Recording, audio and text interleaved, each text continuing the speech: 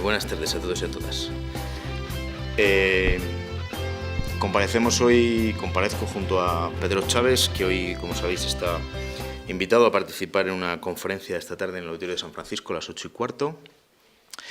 Y lo hacemos de esta manera, pues un poco pretendiendo empezar lo que va a ser el camino hasta las elecciones europeas del próximo 25 de mayo, que en esta ocasión desde Izquierda Unida lo vamos a afrontar hablando de lo que está pasando con Europa y hablando también de cómo se puede cambiar la realidad de Europa y, por tanto, también la realidad de los ciudadanos, también de Ávila y de nuestra provincia, porque desgraciadamente lo que está pasando viene en gran medida dictado por Bruselas y dictado desde el Parlamento Europeo, ¿no? Y sobre todo desde la política que se está aplicando desde allí. Lo hacemos, como digo, hablando de Europa para construir otra Europa, y lo hacemos también poniendo en práctica una serie de mecanismos diferentes a los que se han puesto en marcha en otras ocasiones ante las elecciones europeas en lo que tiene que ver con la elección de candidatos. Y quiero decir con esto, aprovecho para dar cuenta de que en Castilla y León, en Izquierda Unida de Castilla y León, está puesto en marcha un proceso de elección de candidatos para formar parte de la lista de Izquierda Unida a las elecciones europeas. En concreto, en Castilla y León hay que elegir un hombre y una mujer para formar parte de esa lista. Estamos en ese proceso que va a concluir en la provincia de Ávila el próximo domingo en dos asambleas que vamos a tener, una en Ávila de carácter provincial y otra en Arenas de San Pedro, de carácter local, para elegir de entre las 7 personas que se han presentado como candidatas en Castilla y León para formar parte de esa lista conjunta de todo el Estado, pues poder elegir entre esos 4 mujeres y 3 hombres que se han presentado de Castilla y León. Este proceso es un proceso participativo que se ha puesto en marcha en las últimas semanas en Izquierda Unida de Castilla y León, en el que van a participar afiliados y simpatizantes de entre estos que previamente han anunciado a Izquierda Unida que querían participar de este proceso. Y anunciar también que en ese grupo de mujeres a ser elegidas, o de las que hay que elegir una para formar parte de esa lista por Castilla y León, se encuentra nuestra compañera de Ávila, Isabel Casillas. Por tanto, esta también es una nueva forma de hacer ante las elecciones europeas que se ha planteado Izquierda Unida y de la que damos cuenta también en esta conferencia y de la que podremos conocer más detalles en la próxima semana cuando ya finalmente se haya cerrado el proceso de elección.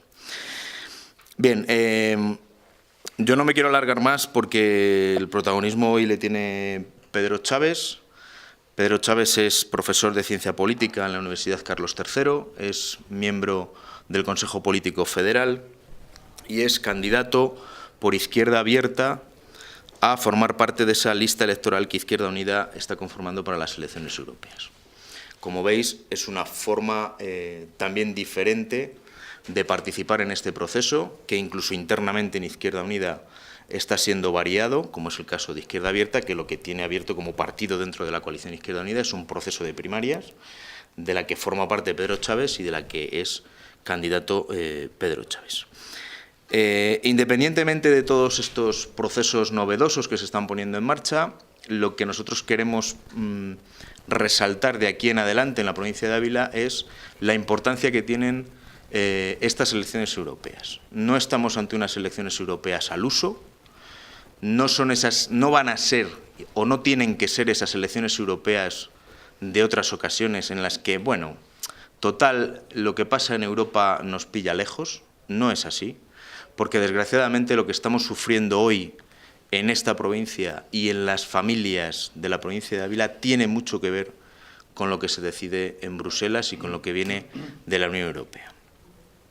Baste como ejemplo el que en esta provincia tenemos un peaje declarado ilegal por la Unión Europea que se sigue manteniendo y que seguimos sufriendo. Baste el ejemplo de cómo están sufriendo en el sector primario la política de la PAC, siempre mal repartida y siempre injusta, y también viene dictado desde Bruselas. ¿no? O cómo sufrimos en esta provincia el que nos hayamos quedado al margen de los nudos de infraestructuras de transporte aprobados por la Unión Europea y cómo nos hemos quedado apartados en ese sentido del posible desarrollo que Europa se está planteando para las próximas décadas. Por tanto, sí que es importante este proceso de elecciones europeas y lo es, si cabe más, porque puede ser una ocasión histórica para dar un vuelco, o al menos para empezar a dar un vuelco a la política económica que se está planteando desde Europa. Y yo con esto simplemente un recuerdo a cómo nos afectan todos los recortes que estamos sufriendo y toda la limitación de derechos que estamos sufriendo los ciudadanos en España. Recordar que la carta que recibió Zapatero, que provocó la primera reforma laboral, venía de Bruselas. Esa carta de la que no dio cuenta en el Parlamento, pero que sí que queda recogida en su último libro. Y cómo de aquellos polvos ahora estos lodos, y cómo aquella carta de Bruselas también condicionó y obligó a la modificación del artículo 135 de la Constitución, también impulsado por Zapatero, y que abrió de par en par la puerta de los recortes económicos y de derechos que después el Partido Popular se ha dedicado a aplicar en los últimos tiempos, ¿no? Por tanto, sí que es importante este proceso, es importante que la gente tome conciencia de que hay que votar en las elecciones europeas, porque de eso depende el futuro, no solamente de los que tenemos una cierta edad, sino también de nuestros hijos, porque en Europa se cuece todo lo que nos está afectando en el día a día. Yo no me alargo más, no me quiero enrollar, paso la palabra a Pedro para que, bueno, pues, profundice y dé cuenta de en qué va a consistir. Sin hacerlo muy largo, muchas gracias, porque es una rueda de prensa. Gracias por la invitación de los compañeros y compañeras de Izquierda Unida y gracias a vosotros y a vosotras por compartir este momento. Y casi como si nos hubiéramos puesto de acuerdo, a mí me gustaría empezar por donde ha terminado él. Y es que si desde hace algunos años los temas de la Unión Europea no eran temas de política exterior, eran temas ya de política interior, la gestión de la crisis ha hecho mucho más importante, ha puesto mucho más de relieve y de manifiesto la significación de la Unión Europea en nuestra vida cotidiana, ¿no? Si en algún momento pues, se utilizaban ejemplos del tipo del 70%, el 80% de la legislación que afecta a la cotidianidad de los ciudadanos en nuestro país se debatía y decidía en Bruselas, la gestión de la crisis ha puesto de relieve pues, hasta qué punto ese impacto es mayúsculo, muy importante, decisivo, ¿no? Bien es verdad que a veces los gobiernos se escudan en la Unión Europea para justificar sus desmanes, ¿no? No todo lo que necesariamente se hace en los estados, en nuestros estados, viene dictado por Bruselas, ¿no? Bruselas no es el único malo de esta película, ¿no? Los gobiernos forman parte también de esta coalición que ha decidido que las políticas de austeridad no solamente son necesarias, sino que se han convertido en la única política posible con unas consecuencias sociales y políticas devastadoras, ¿no? Así que el discutir de la Unión Europea en estas circunstancias es esencial, ¿no? Y es importante también porque estamos viviendo una situación histórica única, ¿no? Durante muchos años la construcción europea pareció un tema de expertos, mientras que participar de la Unión Europea parecía que era un juego de suma uno en el que todos ganábamos. Nadie pareció preocuparse en exceso por lo que ocurría y cómo se tomaban las decisiones, ¿no? Ahora que nos sentimos todos y todas muy concernidos por lo que pasa, ahora sí, es el momento en el que podemos tomar la palabra y empezar a pensar si las decisiones que se toman en la Unión Europea son las decisiones más adecuadas, quién las toma, con qué legitimidad las toma y de qué manera podemos participar, decidir, impugnar los ciudadanos, ¿no? En este recorrido nos hemos dado cuenta de que la arquitectura institucional de la Unión Europea es, desde el punto de vista democrático, muy frágil. Muy frágil. El déficit democrático de la Unión Europea es espectacular y la gestión de la crisis lo ha puesto mucho más de manifiesto, ¿no? Así que estas elecciones europeas, como bien se decía, son una oportunidad única para discutir sobre el proyecto de construcción europea, sobre el momento en el que se encuentra y sobre cuáles son las alternativas que le queremos dar. Y creo que es el momento también en el que podemos llegar a decir que si este no es el proceso de construcción europea, necesitaremos plantearnos su refundación en términos democráticos, en términos sociales o en términos económicos, ¿no? Porque, por lo menos desde los que estamos en esta mesa, las organizaciones políticas que compartimos, somos europeístas, hemos pensado nuestro presente y nuestro futuro en el ámbito de la Unión Europea, no concebimos como solución el repliegue nacional, no formamos parte de ese batallón de euroescépticos que consideran que lo mejor que se puede hacer es dinamitar la Unión Europea. Eso es un error por muchísimas razones, pero evidentemente esta Unión Europea, tal y como está funcionando, con las decisiones que está tomando, que está amparando, que está posibilitando, va en contra claramente de los intereses de la mayoría y se ha convertido en una magnífica excusa para que los gobiernos dinamiten desde dentro del estado del bienestar. Y nos parece que eso hay que rechazarlo, hay que confrontarlo, como se está haciendo desde el punto de vista social y desde el punto de vista político, ¿no? Y esta es una oportunidad también para revitalizar el papel del Parlamento Europeo, ¿no? Que ha sido siempre una institución no solo muy lejana, sino que probablemente si se le pregunta a mucha gente para qué sirve exactamente el Parlamento Europeo, contestará como muy, en fin, en términos muy amables, que no lo sabe, ¿no? Por no decir no sirve absolutamente para nada, ¿no? Bueno, pues en este contexto, en el contexto de la crisis, del rechazo a la crisis, de la contestación social y política a la crisis económica y a las políticas de austeridad, el papel del Parlamento puede ser muy relevante, ¿no? Puede ser una caja de resonancia de la contestación social, puede ser un articulador de nuevas propuestas económicas, políticas, etcétera, y debe ser, por lo menos esa es la pretensión de la izquierda alternativa y del grupo de la izquierda alternativa, que probablemente incrementará de una manera sustancial su número de diputados, en la actualidad de 41, ese papel debería ser intentar hacer eso, construir una red social y una red política que empujase en la dirección de hacer viable, pensable y posible otra Unión Europea, ¿no? Ese sería un poco el objetivo de este momento, ¿no? Las cosas se pueden cambiar porque además hay una demanda para que eso ocurra, ¿no? Es más, porque si las cosas no se cambian, hay un temor más que legítimo en estos momentos a que el actual edificio institucional que conocemos, la actual arquitectura política de la Unión Europea, sufra crisis más importantes en los próximos periodos, ¿no? Hace poco el Consejo de Política Exterior realizó un informe dando cuenta de ese temor a la crisis de legitimidad por las medidas que se estaban tomando, ¿no? Y para nosotros, además, las elecciones europeas, estas, no solamente son esa ocasión para poder discutir y rediscutir del proceso de integración europea, sino también para discutir de la política en nuestro país. Y en este sentido no hay excusas, ¿no? Lo que han hecho tanto el Gobierno de Zapatero en su última legislatura como el Gobierno de Mariano Rajoy tiene algunas deudas pendientes con exigencias de la Comisión o de la Troika, pero tiene también sus propias responsabilidades.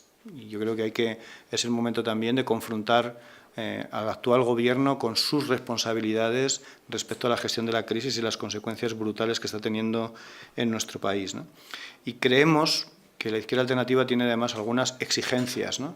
Es un momento también para intentar dar muestra de que se ha entendido una parte del discurso que la población reclama desde el 15M y es no nos representáis, y traducido en términos constructivos es la necesidad, la exigencia de hacer cosas, de favorecer procesos participativos que abran la puerta de los partidos políticos a la participación ciudadana, a nuevas formas de representación, etcétera, ¿no? Hay que intentarlo, estos son ensayos, no todos los ensayos saldrán necesariamente bien, pagaremos el precio de hacer cosas por primera vez, seguramente, pero lo que no podíamos hacer era seguir haciendo lo mismo. Si queremos cambiar los resultados, no podemos seguir haciendo las mismas cosas siempre, ¿no?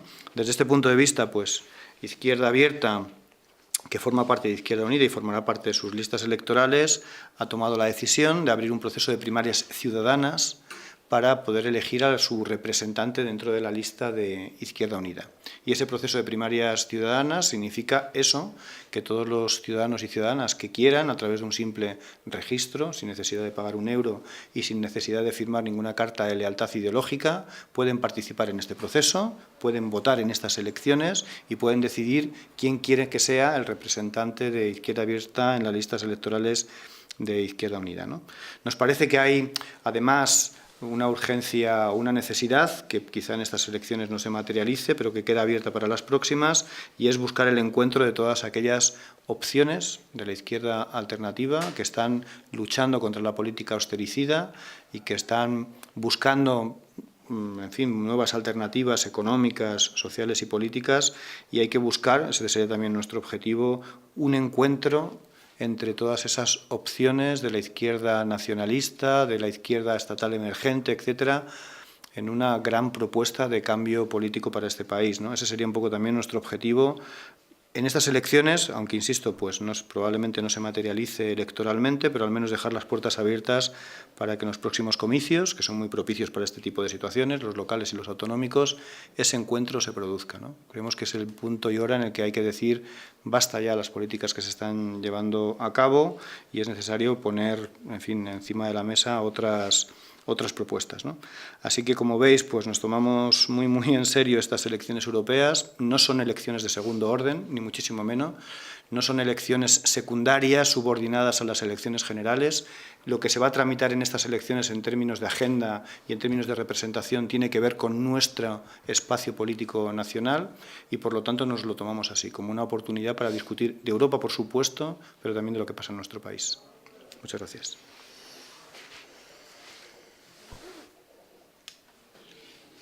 Si tenéis alguna pregunta.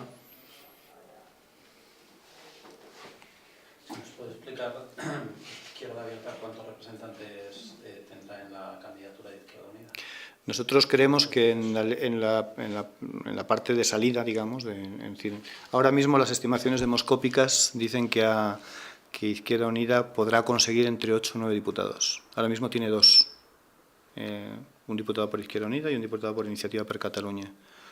Si esas estimaciones demoscópicas pues más o menos se aproximan a la realidad, nosotros creemos, no, estamos convencidos de que Izquierda Abierta tendrá al menos una persona en ese grupo inicial de salida. Esa es un poco la idea.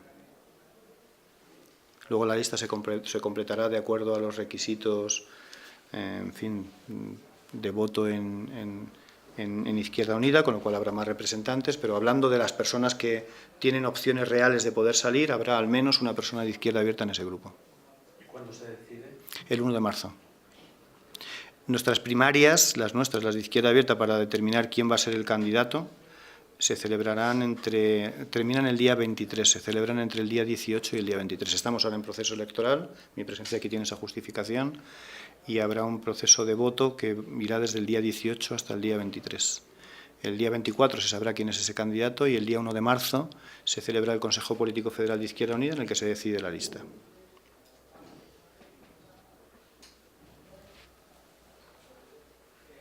Es un proceso concurrente con el que se está haciendo aquí en Castilla y León y en otros lugares.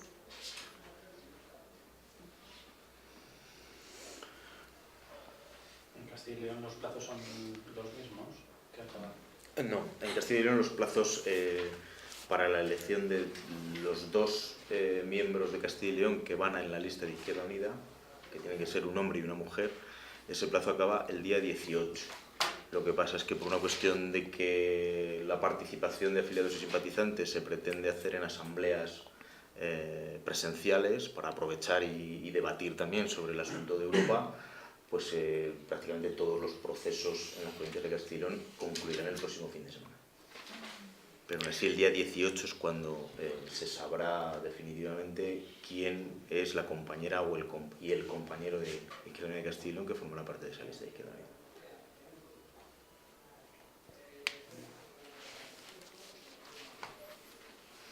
Esto complica un poco las cosas, porque antes era todo más sencillo, ¿no? Se reunía el Consejo Político, tomaba la decisión y se acabó, ¿no? Esto lo hace todo un poco más complicado, pero la verdad es que esto, en fin, estas cosas son experiencias que se hacen en serio, con la voluntad de intentar abrir la participación política e intentar hacer que la desconfianza y el descrédito de la política, en fin, retrocedan, ¿no? Porque ese es el objetivo a fin de cuentas. Creo que a nadie en general pues le interesa un sistema político desacreditado, deslegitimado, etcétera, etcétera, ¿no? Y todo lo que se haga en favor de eso pues nos parece que contribuye a la convivencia, contribuye a la calidad democrática de nuestro sistema político, etcétera, etcétera, ¿no? Que no pasa por sus mejores momentos, ni muchísimo menos, ¿no? Así que sin Izquierda Unida somos complicados en general, con esto ya ni os cuento, ¿no? Pero